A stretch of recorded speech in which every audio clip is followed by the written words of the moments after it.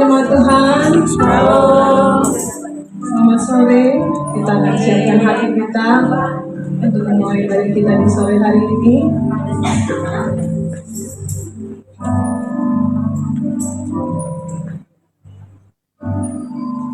Terima kasih Tuhan. Terima kasih untuk kebaikan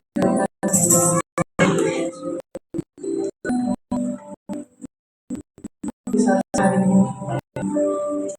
Kami jemaat bersentuh hati ini. Kami beribadah. Kami memuji Tuhan. Kami menyembah Tuhan. Sebagai ungkapan syukur kami dan kebaikan Tuhan.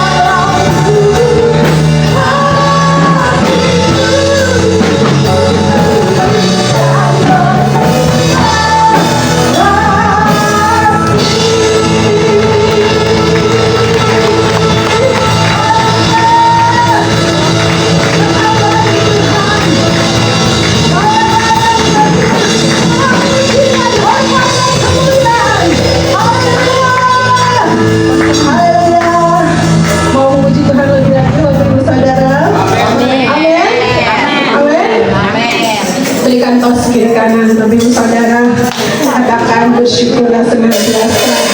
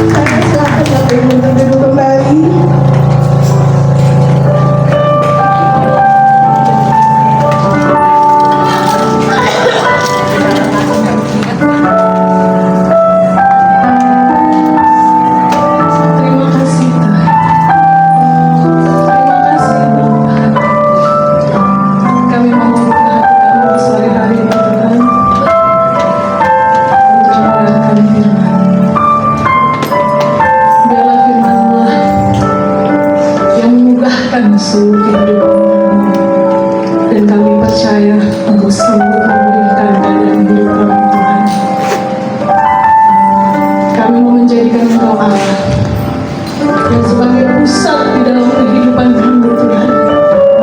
Allah yang kami sembah, Allah yang kami percaya, Allah yang kami andalkan di dalam kehidupan kami Tuhan. Untuk itu kami mau bersuka cita apapun keadaan hidup kami percaya Engkau Allah yang sanggup menolong, Engkau Allah yang sanggup melimpahkan segala yang terbaik dalam kehidupan kami.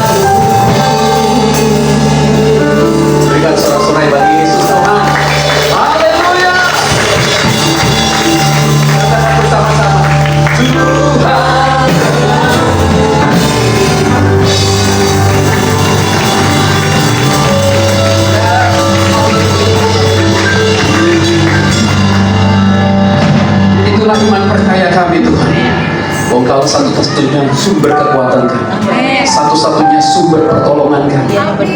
Di dalam Engkau kami aman, karena Engkaulah kekuatan kami. Tuhan, terima kasih untuk sore hari ini. Kalau kami masih boleh berkumpul di tempat ini, kesempatan yang Tuhan berikan bagi kami untuk beribadah, kami mau pakai sebaik-baiknya Tuhan, untuk mendengarkan firman. Nyata isi hatimu Tuhan oleh hamba-Mu yang tidak ada apa-apanya ini menjadi perpanjangan tangan Tuhan, perpanjangan isi hati Tuhan untuk menyampaikan kebenaran firman-Mu, sehingga kami mengalami perubahan mindset, kami mengalami perubahan hati, bahkan kami mengalami perubahan hidup di dalam Tuhan. Hidup kami jadi berkat, membawa dampak bagi orang-orang di sekitar kami. Lewat hidup kami, nama Tuhan saja yang dimuliakan. Berbicaralah Tuhan, sampaikan isi hati-Mu sore hari. Kami siap mendengar. Demi nama Tuhan Yesus Kristus, semua jemaat yang siap mendengar firman sama-sama katakan amin, amin, amin.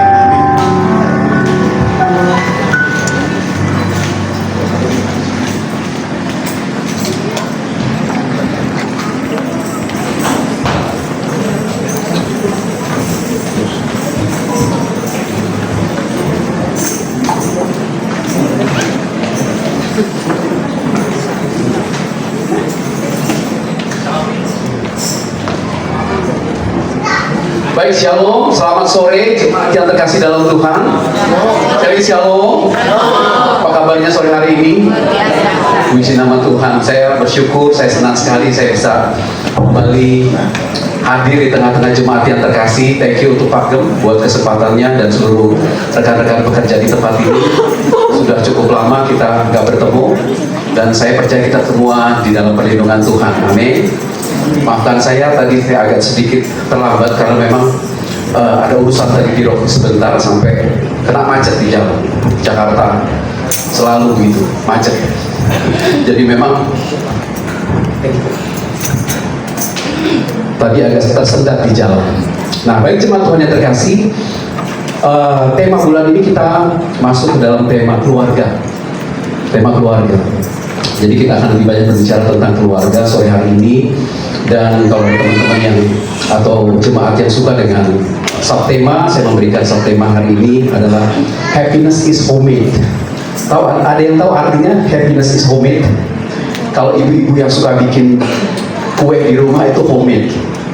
Ada yang suka bikin masakan di rumah itu homemade, buatan tangan sendiri gitu. Nah, kita mau belajar bersama-sama firman Tuhan sore hari ini dari Mazmur 128 ayat 1 sampai 4. Saya akan bacakan aja bagi saudara ya. Atau kita baca sama-sama ya. Oke, kita baca sama-sama ya. 3, 2, 1. Berbahagialah setiap orang yang takut akan Tuhan, yang hidup menurut jalan yang ditunjukkannya. Apabila engkau memakan hasil dari payah tanganmu, berbahagialah engkau dan baiklah keadaanmu. Istrimu akan menjadi seperti pohon anggur yang subur dalam rumahmu, anak-anakmu seperti tunas pohon zaitun sekeliling mejamu. Sesungguhnya demikianlah akan diberkati orang-orang laki-laki yang takut akan Tuhan. Amin. Puji nama Tuhan. Berbahagialah setiap kita yang mendengar firman Tuhan, yang merenungkan firman Tuhan itu siang dan malam, dan terus belajar untuk melakukan firman Tuhan dengan pimpinan Roh Kudus. Amin. Jemaat yang terkasih dalam Tuhan, saya akan mulai dari sebuah pertanyaan begini. Sebenarnya apa sih yang begitu diingini oleh setiap orang? Apa sih yang yang paling dicari di dalam hidup ini oleh semua manusia? Dan saya menemukan satu kata, yaitu kebahagiaan. Benar? Perhatikan baik deh. Apapun yang dikerjakan manusia, ujung-ujungnya selalu kebahagiaan. Misalnya ada anak-anak muda di sini yang masih sekolah. Kita sekolah untuk apa? Cari ilmu. Tujuannya untuk supaya bisa kerja. Kerja tujuannya untuk dapat posisi dan gaji yang bagus. Supaya akhirnya apa? Bahagia hidupnya. Kita berkeluarga, menikah, bukan hanya sekedar membangun rumah tangga, tapi ujungnya kebahagiaan. Nah, tragisnya banyak rumah tangga Kristen yang nggak menemukan kebahagiaan, gitu. Karena nggak mengerti esensinya. Saudara, apa sih yang menjadi atau dicari semua orang dalam hidup ini? Jawabannya cuma satu sebenarnya, kebahagiaan. Orang begitu, mau sadar atau tanpa sadar, begitu mendambakan sebuah kebahagiaan. Apapun yang dilakukan manusia, ujung-ujungnya mencari kebahagiaan. Gitu. Nah, so pertanyaan kedua saya bikin begini, kebahagiaan apa nih yang selama ini kita adopsi di dalam kehidupan kita? Kebahagiaan seperti apa yang selama ini kita jalani atau kita mengerti? Gitu. Karena secara garis besar misalnya, kita bisa melihat kebahagiaan dari dua sudut. Pertama adalah kebahagiaan versi dunia, benar nggak?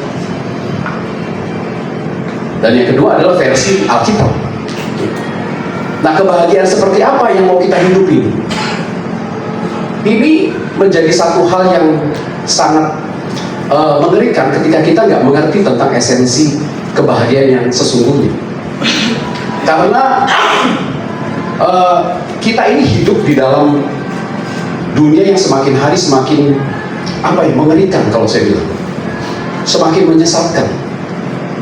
Dunia yang semakin membawa kita ke hal-hal yang gak jelas. Dunia berkata kalau kamu bahagia, kalau kamu mau bahagia, kamu harus punya mobil mewah misalnya. Kamu bisa disebut bahagia ketika kamu punya rumah mewah. Itu dunia ngomong seperti itu. Kamu bisa bahagia kalau kamu punya pekerjaan jabatan yang tinggi, punya gaji yang besar, bisa jalan-jalan ke luar negeri. Nah, tapi apakah itu kebahagiaan yang sesungguhnya yang Tuhan inginkan supaya kita hidupi? Bahagia versi dunia itu terjadi ketika kita punya rumah, mobil mewah, apalagi jabatan tinggi, uang banyak, bisa liburan ke luar negeri. Nah, akhirnya nggak sedikit dari orang-orang Kristen yang punya mindset yang keliru. Saudara bisa hadir di ibadah setiap minggu, ikut pujian penyembahan, tapi saya temukan ternyata masih banyak orang-orang Kristen yang memiliki pengertian yang salah tentang arti kebahagiaan. Akhirnya begitu pulang ibadah, di rumah hidupnya struggle lagi, jatuh bangun lagi, bermasalah di dalam rumah tangga. Gitu. Karena konsep kebahagiaannya tidak seperti apa yang firman Tuhan katakan. Gitu. Nah, perhatikan gini nih, jemaat Tuhan, bahwa kebahagiaan sejati itu ternyata nggak ditentukan dari apa yang ada di luar. Kebahagiaan sejati itu versi Alkitab yang disebut dengan kata makarios, itu ternyata harus lahir dari dalam, inside to outside gitu loh. Inside from inside to outside. Jadi artinya gini, the truth happiness itu is not found, maksudnya nggak bisa dicari. Kebenaran yang sejati itu nggak bisa dicari. Kebenaran yang sejati itu bisanya dibangun ternyata. Kita mau cari kebenaran di luar itu nggak akan ketemu. Karena truth happiness is not found, but it's built ternyata. Harus dibangun. Dibangunnya di mana? Di rumah tangga, Pak. Di dalam keluarga, dengan istri, dengan suami, dengan anak-anak. Nah, saudara, dari ayat yang kita baca tadi, Mazmur 128 ayat 1 sampai 4. Paling tidak gini, sebagai anak Tuhan kita harus ngerti ini. Dan kita harus hidupi sebuah pola pikir atau paradigma pengertian yang benar. Dan kita harus mengerti esensi kebahagiaan yang sesungguhnya, gitu. Esensi kebahagiaan yang sejati. Pertama, saudara, di ayat 1 tadi, firman Tuhan bilang begini, berbahagialah orang yang takut akan Tuhan. Saya berhenti sampai di sana. Yang saya temukan pertama begini, ternyata kebahagiaan yang sejati itu ketika kita hidup takut akan Tuhan. Amin. Nggak bisa ditawar deh, jangan ditawar-tawar lagi ya. Jadi kalau nggak hidup takut akan Tuhan, jangan berharap ngalamin kebahagiaan sejati. Nggak bisa, gitu. Ini kalau dibilang nih apa ya? Access key-nya satu-satunya. Harus kita hidup takut akan Tuhan. Nah, jemaat Tuhan, paling tidak ada 3 kata takut di dalam bahasa Yunani. Yang pertama adalah delia. Delia itu gambaran sebuah rasa takut yang nggak berdasar. Takut mau keluar, takut digarong misalnya, takut dicopet. Keluar, takut mau makan, takut diracunin. Jadi Delia ini gambaran sebuah ketakutan yang nggak ada sebenarnya, tapi dihidupi di kepalanya. Itu Delia. Yang kedua itu yang namanya Phobos, atau dia berubah seperti yang kita kenal fobia, gitu. Fobia itu lebih pada ketakutan-ketakutan yang disebabkan oleh trauma-trauma biasanya di masa lalu. Pernah dikejar ayam, nah gedenya bisa takut ayam tuh. Ada teman-teman saya yang begitu. Kalau lihat ayam lari. Pemain musik juga di gereja. Lihat ayam lari, begitu kita tanya, ternyata waktu masih kecil dia punya trauma dikejar-kejar ayam. Jadi itu masih nempel. Gak tahu yang model itu perlu pelepasan gak ya kira-kira? Jadi itu fobia, ketakutan yang lebih disebabkan karena masa lalu. Nah, tapi ada ketakutan yang ketiga nih, yang Alkitab bilang di dalam bahasa Yunani-nya adalah eulabeia atau eulabia di translate-nya. Nah, ini sebuah ketakutan yang berbeda, saudara. Eulabeia itu artinya itu rasa takut yang lebih kepada rasa hormat, rasa kagum, atau di dalam bahasa Inggrisnya itu dibilang godly fear. Ini sebuah rasa yang unik. Jadi bukan takut akan hukuman, bukan. Takutnya lebih kepada pengaguman dan penghormatan karena rasa cinta. Nah, takut ini loh yang Tuhan mau terjadi di dalam diri kita. Gitu. Jadi takutnya bukan karena dihukum, takut bukan karena waduh, udah ke gereja hari ini takut diomelin Pak Agem nih, atau takut dikunjungi Pak Agem misalnya. Enggak, bukan itu. Gitu. Kalau itu mungkin trauma kali, pernah diomelin Pak Agem kali ya. Jadi takut datang ke gereja gitu biar nggak dimarahin. Enggak, yang Tuhan mau itu takutnya lebih kepada menghormati terus mengutamakan Tuhan dalam setiap keputusan-keputusan. Itu arti kata eulabeia. Makanya saya percaya gini saudara, orang tua yang takut akan Tuhan pasti, nggak mungkin enggak, dia pasti akan menanamkan nilai-nilai ilahi dalam rumah tangganya. Benar nggak? Gitu. Seorang suami yang takut akan Tuhan pasti nggak mungkin mukulin istrinya. Gitu. Seorang istri yang takut akan Tuhan pasti dia nggak akan nandukin suaminya. Gitu. Dia akan mendukung suaminya. Dia akan merawat suaminya sedemikian rupa. Begitu juga dengan anak-anak.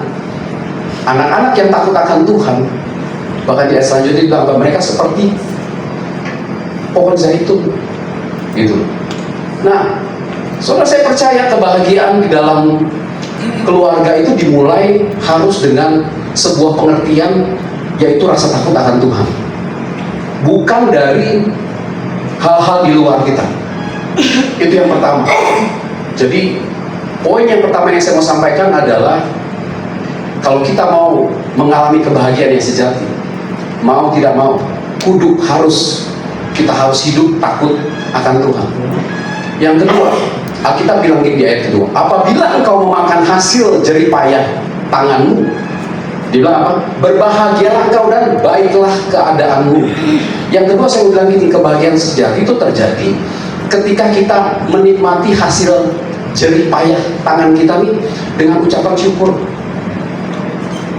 Saya menemukan banyak orang-orang Kristen, anak-anak Tuhan yang gak ada yang kurang.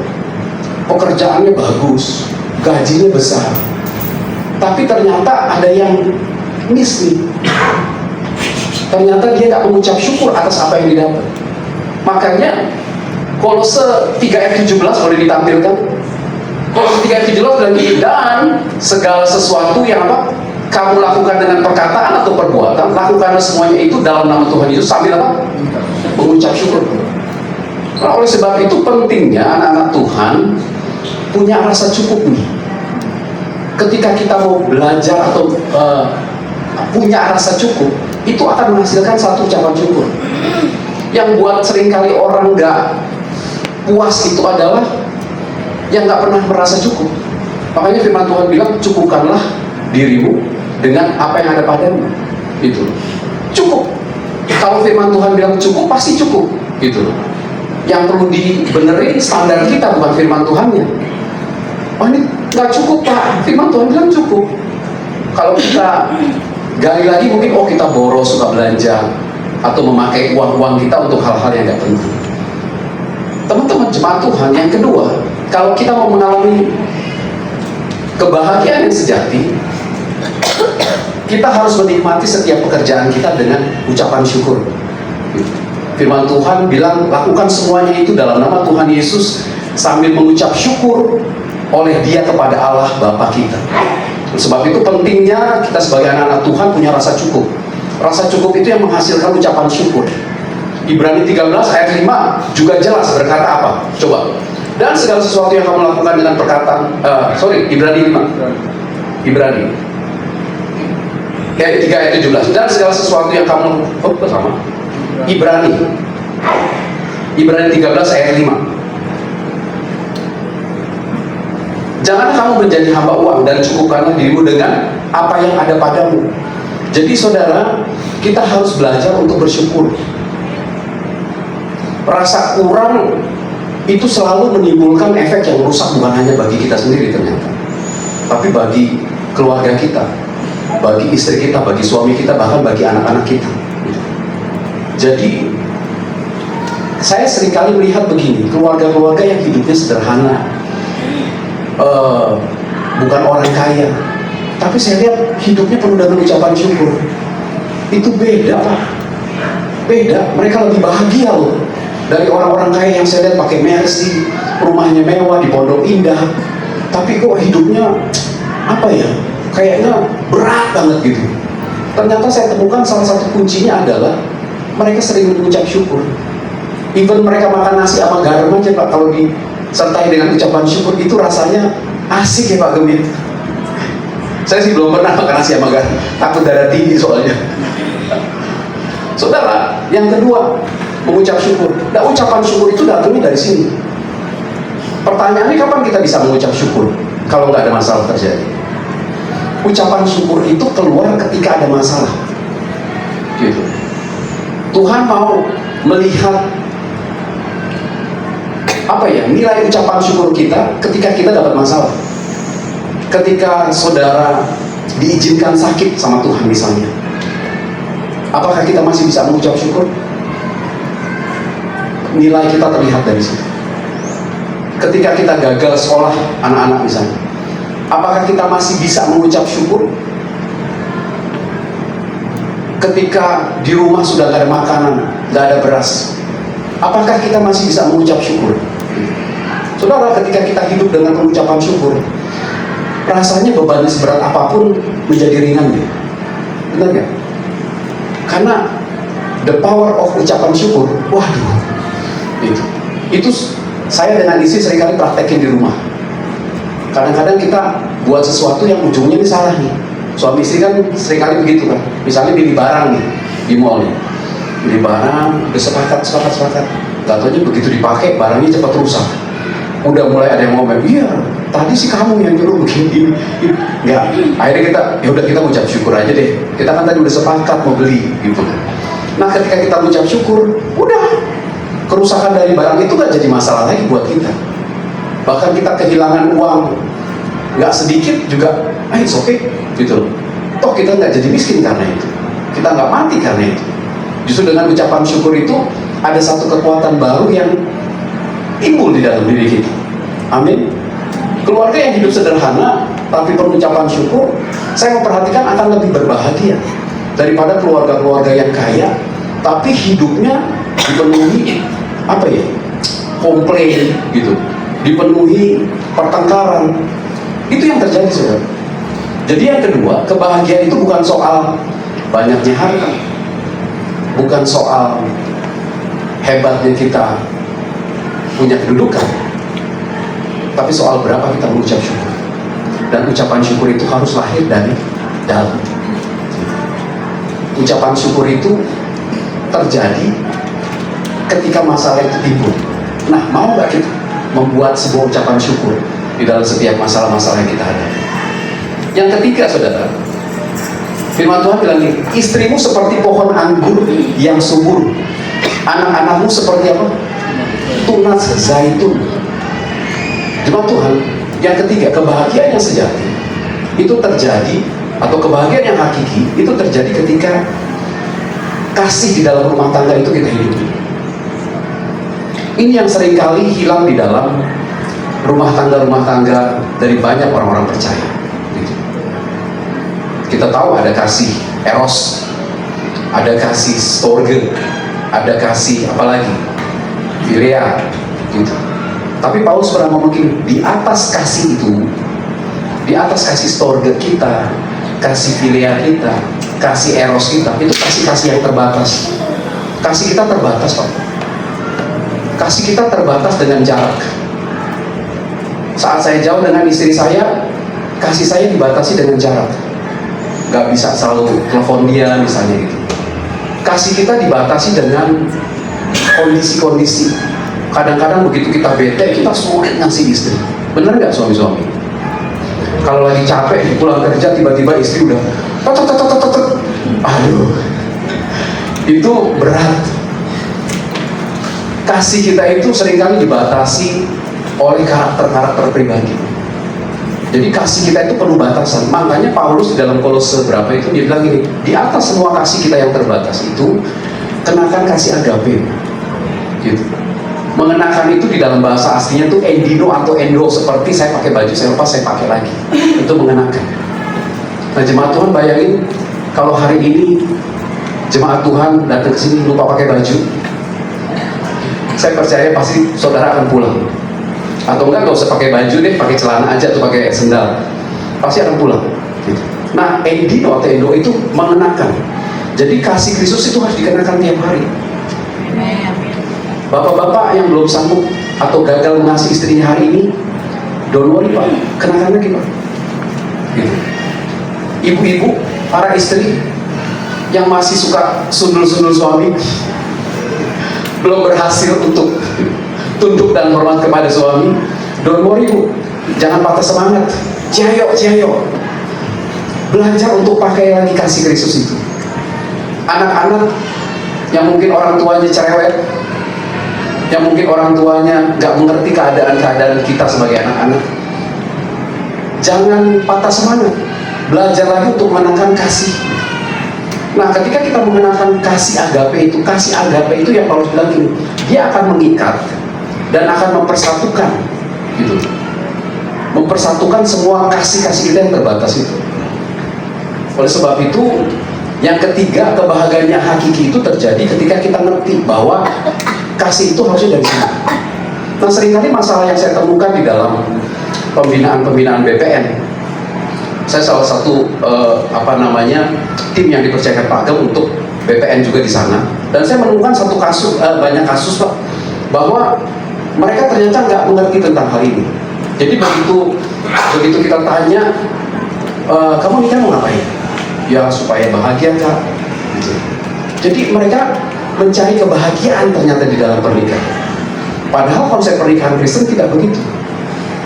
Pernikahan yang sejati itu harusnya masing-masing sudah ngalamin kebahagiaan dulu. Betul ya Pak Doni? Jadi ketika mereka masuk dalam keluarga, mereka bisa saling berbagi kebahagiaan itu. Gitu.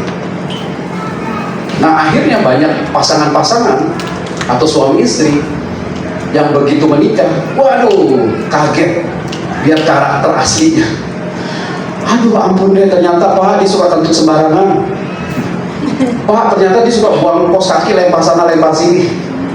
Padahal waktu masih pacaran jaim gitu, manis, baik gitu. Nanti anak-anak muda nih ngerasain deh gitu. Nah saudara, oleh sebab itu pentingnya kita menghidupi kasih. Kasih harus keluar dari sini. Suami-suami masih ingat janji nikahnya? Masih ingat janji nikahnya? Sampai bersedia mengasihi istri dalam keadaan suka dan duka, sehat atau sakit, apalagi ya, susah senang gitu, sampai yakin sampai maut. Banyak kan sampai masalah doang Pak, sampai masalah memisahkan kita. Saudara, banyak saya temukan seperti itu. Saya pernah dipanggil sama istri saya, ditelepon ke satu keluarga yang sudah 19 tahun nikah. Anaknya seumur Denny mungkin ya, dipanggil. Dan mereka lagi konflik berat, malam itu mereka mau pisah. karena ditemukan suaminya punya will, gitu. Suaminya punya will, bukti-buktinya digelar semua. Jadi kita malam itu gelar perkara. Saya dipanggil sama istri saya bilang, aduh saya, ini pernikahan kita baru berapa tahun, kita suruh menghadap orang yang udah 19 tahun nikah. Tapi mau nggak mau Bapak Ibu saya harus datang. Udah kami datang ke apartemen. Begitu kita diagnosis, aduh itu masalah semua Pak dalamnya. Masalah semua. Suami istri nggak ada takut akan Tuhan. Istri merasa benar sendiri, gitu. Kalau marahin suaminya, udah bukan lagi omelan, pakai ayat keluar, gitu. Pergilah, jangan berbuat dosa lagi, gitu. Kalau ribut begitu. Jadi istri merasa lebih rohani, marahin suaminya makin tertekan, akhirnya mereka mulai gono gini, gitu. Masalah urusan bayar air istri, bayar ini suami, ngurus anak suami. Jadi mereka udah gak ada kekompakan sama sekali. Sampai kita bingung ini mau nyelesain ini dari mana ya. Akhirnya terakhir kita tanya, kita jelaskan sejelas-jelasnya. Saya bilang, Pak, versi Alkitab gak bisa Pak cerai. Saya ini pendeta koboi.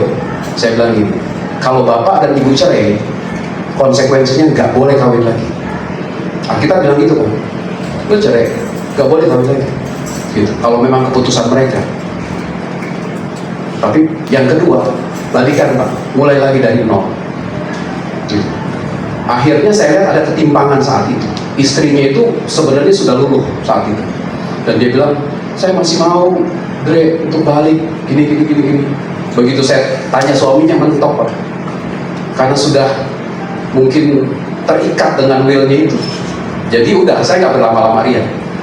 Saya cuma doain mereka, dan saya cuma sampaikan ke mereka bahwa ada konsekuensi yang terburuk yang harus kalian terima, dan betul itu terjadi. Gitu. Singkat cerita mereka pisah, anaknya jadi korban, gak jelas. Anaknya masih saya follow up sampai detik hari ini. Kita masih suka datengin setiap minggu, gitu. Kita pantau, karena masih muda, gitu. Kehilangan orang tua satu kesana di sini, gitu. Nah, kenapa? Karena gak ada kasih yang mereka hidupi ternyata di dalam keluarga mereka. Oleh sebab itu, para suami harus tetap ingat nih, suami-suami masih pakai cincin nikah nih. Kalau 2 tahun, 3 tahun masih pakai, nanti udah 5 tahun udah lupa biasanya. Taruh di mana ya tadi? Aduh. Ingat, harus ingat, gitu. Waktu Pak Ageng pakein tuh ya, itu nggak boleh lepas lagi. Kalau lagi mandi sih boleh Pak, pakai lagi. Saya sudah janji dengan istri, sampai saya mati, kami mati ini nggak akan terlepas. Ada kalanya kan cowok tuh suka ini Pak, suka aneh-aneh. So kawin di rumah, tapi begitu jalan-jalan ke mall dilepas, set, masuk sini langsung. Jadi kelihatannya jomblo aja deh. Aduh bahaya tuh. Bapak-bapak saya harap nggak ada begitu ya di sini ya. Oh, Pak Ageng ada. Oh, di rumah lagi taruh Pak Ageng. Nah, yang penting sebenarnya bukan masalah cincinnya, tapi covenantnya, gitu.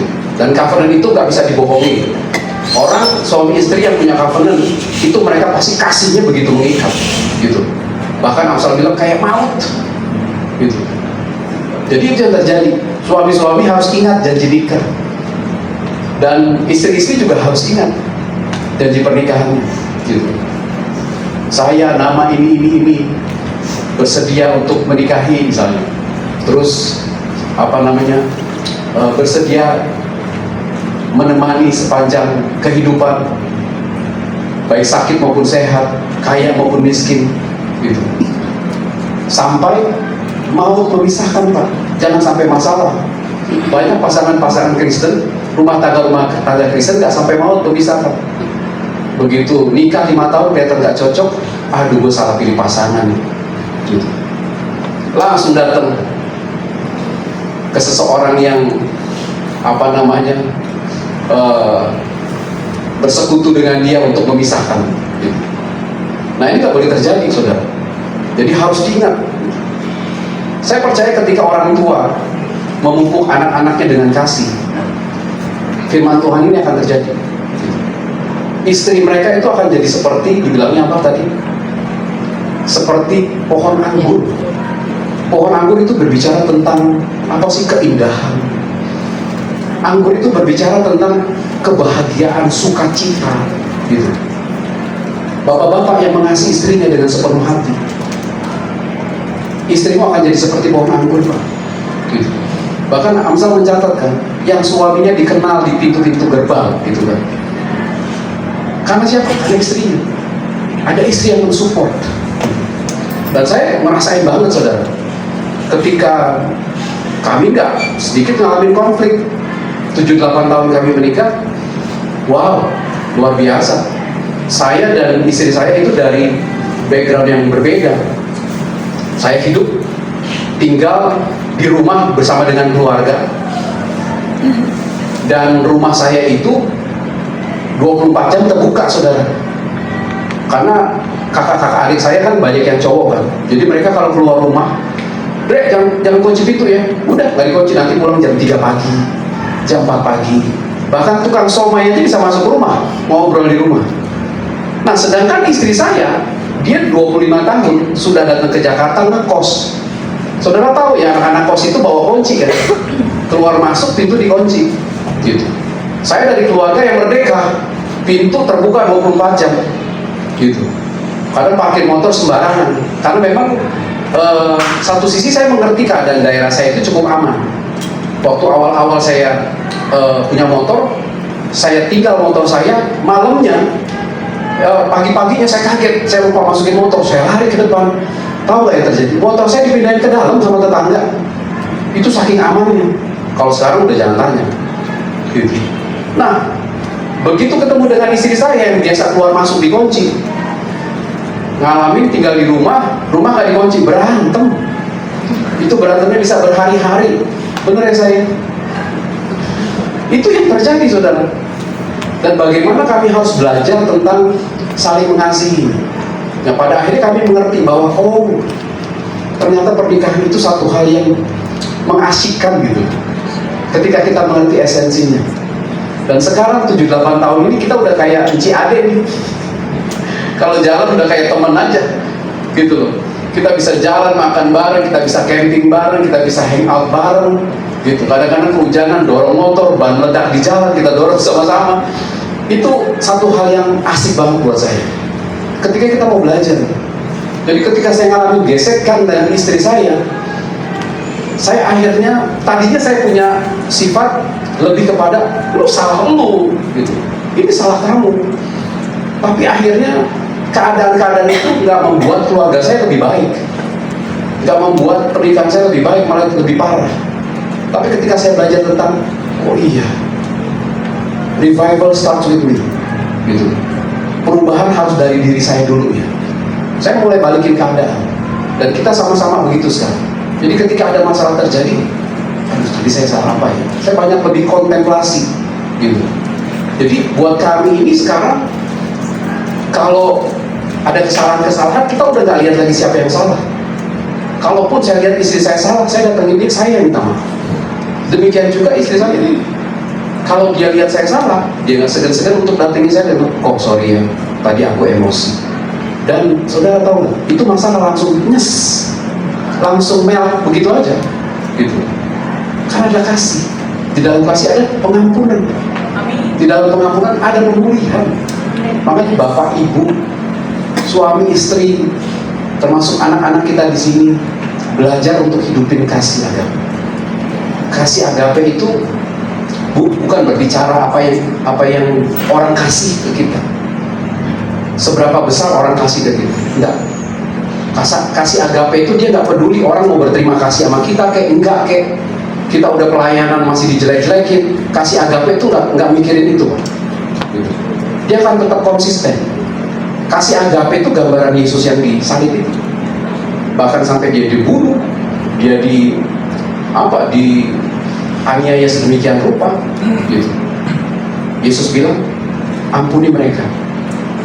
Itu agape. Dan itu nggak gampang melakukan itu. Makanya kita harus punya dasar yang kuat, yaitu takut akan Tuhan dulu, mengucap syukur, baru ujung-ujungnya kita bisa ngalami yang namanya kasih gitu. Jadi suami istri, anak-anak, keluarga di tempat ini, ingat bahwa kebahagiaan itu dibangun harus dengan kasih. Kasih juga terjadi ketika ada masalah-masalah di dalam rumah tangga. Saya paling senang belajar hal-hal seperti ini justru dari rumah tangga, gitu. Karena memang kami ini dari dua benua yang berbeda, satu hitam satu putih, gitu. Jadi kalau diaduk itu yang nggak hitam nggak putih.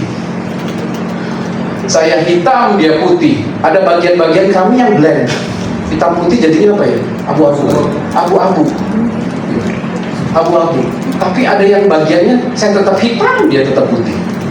Gak masalah, gitu. Tapi di bagian abu-abunya itu bagian-bagian prinsip yang harus kita bersatu, itu kita benar-benar blend, gitu. Jadi memang kebahagiaan itu harus dibangun dengan kasih, perhatian, gitu. Firman Tuhan yang harus dihidupi dari keluarga dulu. Nah saudara, saya sore hari ini saya nggak bicara panjang lebar. Bicara tentang happiness is homemade, kebahagiaan yang sejati. Percayalah itu nggak bisa ditemukan di luar, tidak bisa. Banyak anak-anak Tuhan yang salah. Ibadah sih ibadah, gereja-gereja, pujian penyembahan lompat-lompatan. Tapi berbicara tentang kebahagiaan, mereka salah mengerti. Mereka berharap mendapat kebahagiaan dari luar. Makanya nggak aneh kalau masih ada orang-orang yang boleh dibilang bergesekan, akhirnya keluar dari gereja, gitu. Karena pada dasarnya mereka nggak mengerti kebahagiaan itu dari sini. Asalnya dari dalam. Kebahagiaan itu can't be found, nggak bisa ditemukan. Itu hanya bisa dibangun. Dan kebahagiaan yang hakiki itu harus dibangunnya di dalam, dimulai dari keluarga. Kebahagiaan sejati itu nggak bisa ditemuin di luar, itu hanya bisa dibangun dari hati kita. Dan kebahagiaan sejati itu terjadi ketika ada Tuhan di dalam. Amin. Nah, saudara yang terkasih, satu refleksi sore hari ini bagi kita semua, kalau kita ingin atau kita rindu punya keluarga atau rumah kita dipenuhi dengan sukacita, yuk pertama, tidak bisa ditawar Bapak Ibu, kita harus punya fear of God, takut akan Tuhan. Ewabeia itu. Bukan takut karena hukuman, bukan takut karena dianggap kamu nggak punya duit, bukan takut itu. Tapi takut yang lebih kepada penghormatan dan cinta kita kepada Tuhan. Kalau kita mau punya keluarga yang harmonis, yuk mulai bangun ucapan syukur. Sederhana kok sebenarnya. Tuhan membuat sebenarnya segala sesuatunya sederhana. Iya kan? Hukum di dalam rumah tangga aja Tuhan cuma bikin dua kan? Suami kasih istri, istri hormati suami, cuma dua Pak ya, benar nih Pak. Tapi coba lihat deh, kita sendiri yang bikin aturan-aturan yang banyak itu kan. Kita yang bikin kitab-kitab sendiri di dalam rumah kita, akhirnya kusut semuanya. Padahal simpel, gitu. Suami belajar untuk mengasihi istri, tapi itu nggak gampang. Firman Tuhan bilang seperti Yesus berkorban. Saya mengalami banyak suami-suami yang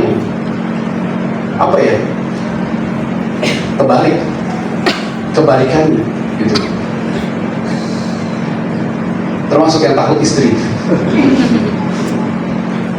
Jadi memang banyak meme kemarin kita cerita sama Pak Agam tuh ya, ada tentara yang kumpul bertiga tuh di YouTube tuh.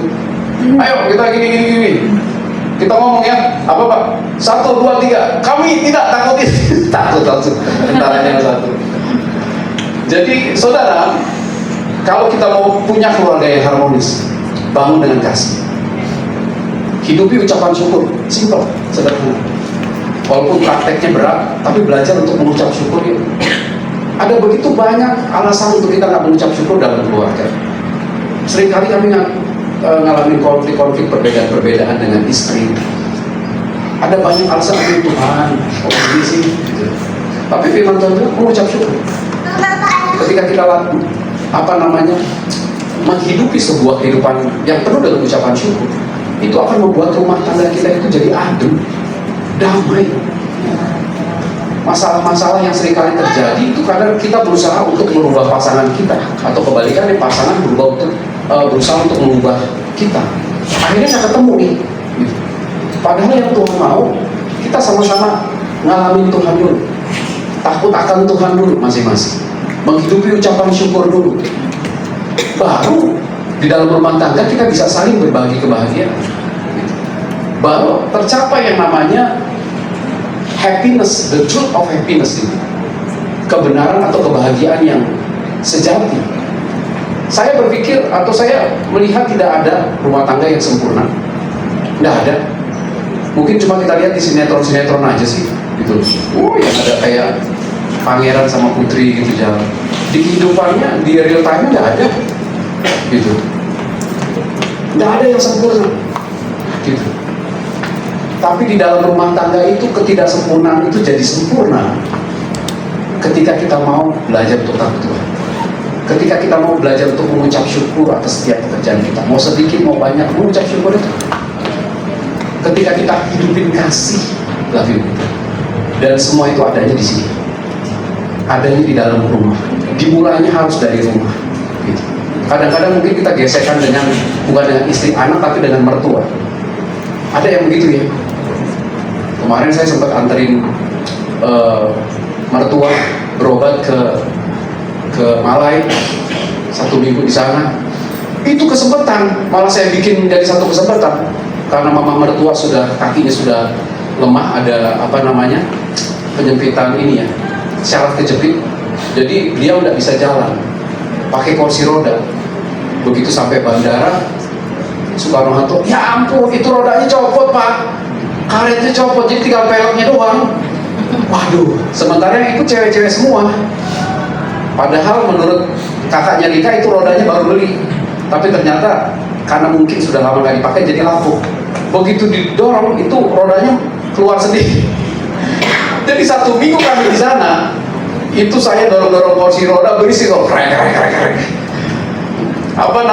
Muter-muter di sana cari roda, nggak ada.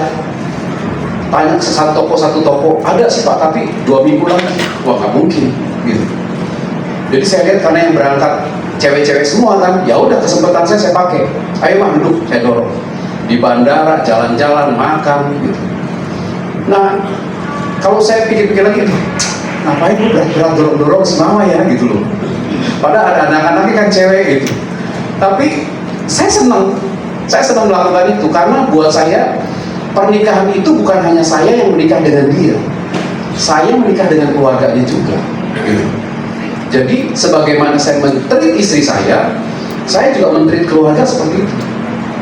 Setiap minggu pasti saya tanya kabarnya, sayang mama gimana, papa gimana kabarnya, si A gimana, si C gimana. Kalau ada yang susah, ada yang masalah, kita langsung jalan. Makanya berapa kali kita izin sama Pak Ado, Pak, kita izin ya Pak, ada masalah keluarga yang harus kita klarifikasi, diselesaikan. Itu kita selalu buat hal-hal seperti itu. Saya nggak mau miss moment, gitu. Saya nggak mau miss moment. Kenapa? Karena saya banyak alami itu di keluarga besar saya. Di keluarga saya itu ada 8 anak. Saya anak ke-7, bontot nggak jadi. Gitu, bontot nggak jadi. Dan di sepanjang perjalanan hidup saya banyak kehilangan momen-momen penting. Pasti jemaat di sini juga ngalamin hal yang sama. Gitu. Ketika kita mau berbuat baik dengan keluarga kita, nggak tahu ini udah mati. Benar? Dari 8 anak, saya udah kehilangan berapa orang nih? Papa mama saya. Kakak pertama saya udah meninggal. Kakak kedua meninggal. Kakak ketiga meninggal. Kakak keempat meninggal. Kakak kelima meninggal. Jadi kami tinggal 3 orang. Kita lagi hitung kancing, siapa lagi habis ini dipanggil. Makanya begitu saya mereview, kontemplasi ke belakang, aduh, kalau tahu dulu masih hidup, kita bisa bangun hubungan yang kuat dengan keluarga sebisa mungkin. Gitu. Ada kalanya kita menemukan keluarga-keluarga yang menjengkelkan. Sampai detik hari ini setiap minggu salah satu saudara saya masih datang. Bukan datang sih ya, karena jauh. Dia telepon, dia WA, SMS, ngapain? Minta duit. Padahal sudah punya keluarga, Pak. Gitu. Sampai istri saya aja, ini gimana ya? Nah, tapi di situ saya nggak mau kehilangan momen. Karena saya sudah banyak kehilangan keluarga, anggota keluarga di rumah. Saya bilang sama istri saya, udah saya, seberapa bisa kita bantu, kita bantu. Tapi kita juga tidak mengorbankan rumah tangga kita. Kita bikin kesepakatan. Berapa yang kita bisa bantu, kita bantu. Karena ada momen-momen ketika saya mau bantu, udah nggak bisa, sudah meninggal. Gitu. Akhirnya kayak ada sesuatu yang miss. Dan makanya saya pokoknya kalau ada gerakan Tuhan untuk bantu, saya akan langsung bantu, nggak akan tahan-tahan. Gitu. Karena saya ngalamin hal-hal seperti itu di dalam keluarga. Nah, saudara, yuk mulai kita hidupi 3 prinsip sederhana. Kita harus membuat hidup kita takut akan Tuhan. Kedua, di dalam setiap pekerjaan kita, no problem, mau gaji kita besar kecil, belajar ucap syukur, gitu. Itu yang membuat kita ngalamin kebahagiaan. Satu pastor Katolik bilang kebahagiaan sejati itu ketika kita ketemu dengan Sang Pencipta kita. Wah iya benar, itu kebahagiaan yang hakiki banget itu. Ketika Paulus bilang bertemu muka dengan Tuhan, itu kebahagiaan yang hakiki, kebahagiaan yang sejati. Yang ketiga, hidupin kasih, kenakan kasih agape, gitu. Suami-suami yang belum sanggup mengasihi istri, pakai kasih agape. Istri-istri yang belum sanggup menghormati suami, kasih, pakai agape. Anak-anak, belajar untuk menghormati orang tua. Dan saya percaya kebahagiaan itu akan kita alami dalam keluarga kita. Amin. Tuhan berkati kita. Mari sama-sama kita semua bangkit berdiri. Di sore hari ini, di poin-poin sederhana ini, biar kita boleh mengerti bahwa the truth happiness can be found out there. Gak bisa ditemukan di sana. The truth happiness hanya bisa dibangun dari dalam diri kita. Dan kita harus bangun mulai dari keluarga kita. Dari suami, istri, anak-anak, keluarga besar. Mulai hidupi sebuah kehidupan yang takut akan Tuhan. Karena orang boleh mengalami kebahagiaan yang sejati ketika dia hidup takut akan Tuhan.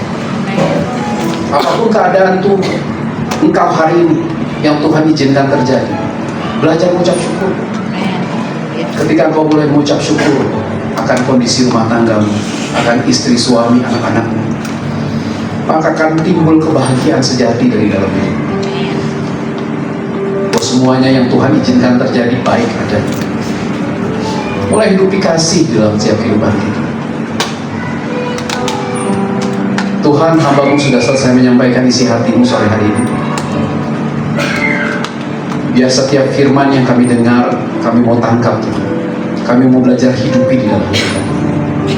Bahwa sesungguhnya kebahagiaan sejati kita nggak akan pernah dapat itu. Kami tidak akan pernah menemukan di luar. Tapi kebahagiaan sejati harus kami bangun dari diri kami. Dari hidup kami yang takut akan Tuhan. Tuhan, kami mau bangun komitmen yang baru sore hari ini. Dengan hidup takut akan Tuhan. Kami mau bangun komitmen yang baru sore hari ini Tuhan. Kami mau mengucap syukur di dalam segala hal yang Tuhan izinkan terjadi. Dan kami percaya ketika kami mengucap syukur, maka kebahagiaan yang sejati itu akan menguasai hati pikiran kami. Kami mau bangun komitmen yang baru untuk hidup di dalam kasih, menghidupi kasih agape di dalam rumah tangga kami. Mari Tuhan Kau melawat setiap pria di tempat ini, setiap suami, setiap orang tua, bapak, ibu, wanita, anak-anak, setiap keluarga-keluarga yang hadir sore hari ini. Tuhan, kami mau katakan kami butuh Engkau Tuhan. Kami membutuhkan Engkau di dalam keluarga kami. Seringkali kami tidak mengalami kebahagiaan karena kami tidak mengerti esensi kebahagiaan yang sejati. Mari Tuhan, hamba-Mu berdoa sore hari ini, biar kiranya tangan-Mu tertumpang atas setiap jemaat-Mu yang hadir. Para ayah, para orang tua, para ibu, anak-anak, keluarga-keluarga yang hadir di tempat ini, Tuhan jamah kehidupan mereka. Biar kami boleh mulai hidup takut akan Tuhan. Mulai menghidupi kasih-Mu, mengucap syukur di dalam segala hal. Kami mau pakai kasih-Mu Tuhan di dalam keluarga kami. Kau memberkati setiap keluarga di tempat ini Tuhan. bekerja, yang sekolah, usaha, apapun. Biar kami boleh menghidupi Tuhan dalam hidup kami. Terima kasih Tuhan. Terima kasih Yesus. Hamba-Mu telah selesai berbicara, tapi biar Roh Kudus-Mu sendiri yang terus menuntun hidup jemaat-Mu di tempat ini. Engkau memberkati pengembalaan di tempat ini di bawah Bapak Gembala kami, Bapak Immanuel Gajah. Terus membawa umat Tuhan semakin hari semakin dewasa, mengalami Tuhan di dalam hidup mereka, mengalami kebahagiaan yang sejati di dalam hidup mereka. Terima kasih Tuhan. Demi nama Tuhan Yesus Kristus, kami berdoa dan kami mengucap syukur. Setiap kita sama-sama katakan amin, amin. Sekarang kita tepuk tangan buat Tuhan. Tuhan Yesus memberkati.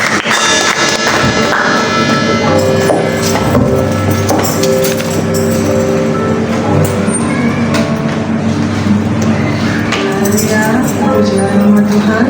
Tiba saatnya kita untuk memberikan persembahan syukur. Saya berikan waktu dan kesempatan untuk saudara mempersiapkan persembahannya. Saya tinggal mengkolekkan persembahan.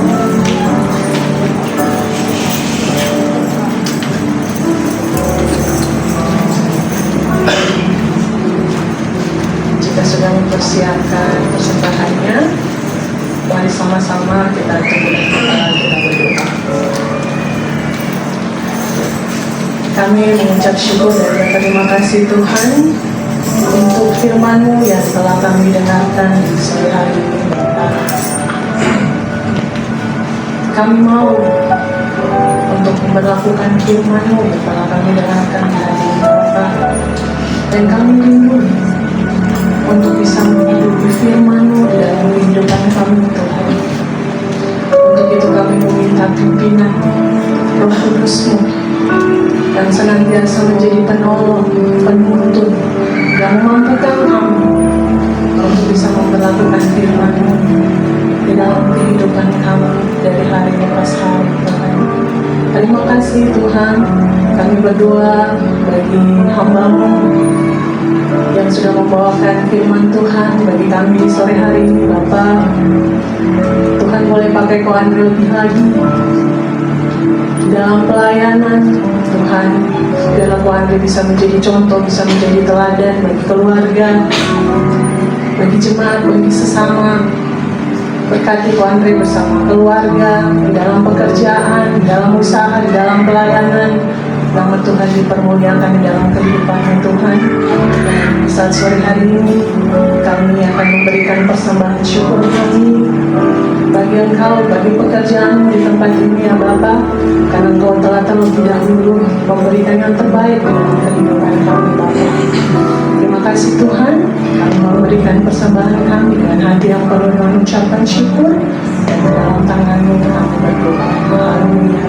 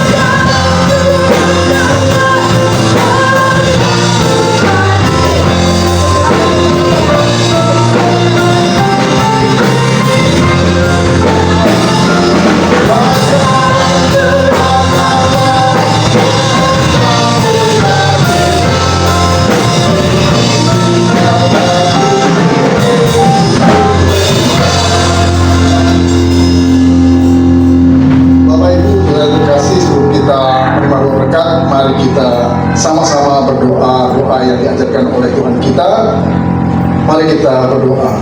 Bapa kami yang ada di surga, dikuduskanlah namamu, datanglah kerajaan-Mu, jadilah kehendak-Mu di bumi seperti di surga. Berikanlah kami pada hari ini makanan kami yang secukupnya, dan ampunilah kami akan kesalahan kami seperti kami juga mengampuni orang yang bersalah kepada kami. Dan janganlah membawa kami dalam pencobaan, tetapi lepaskanlah kami daripada yang jahat. Karena Engkau yang punya kerajaan dan kuasa dan kemuliaan sampai selama-lamanya. Amin. Bapak Ibu, sudah dikasih, ibadah kita sudah selesai. Dan sebelum kita kembali ke tempat kita masing-masing, mari kita arahkan hati dan tangan kita untuk terima berkat Tuhan pada saat ini. Diberkatilah hidupmu, diberkatilah keluargamu, diberkatilah sekolah, kuliah, pekerjaan, dan usahamu, diberkatilah pelayananmu. Apapun yang kau kerjakan dibuat berhasil oleh karena Tuhan dan bagi kemuliaan Tuhan.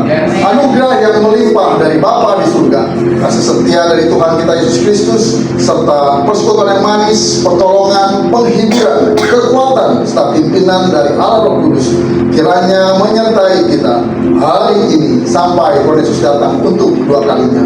Terimalah berkat ini dan jadilah berkat dimanapun kita berada. Saya percaya dan berkat, sama-sama kita katakan amin. Tuhan Yesus berkati. Selamat sore, selamat hari ini.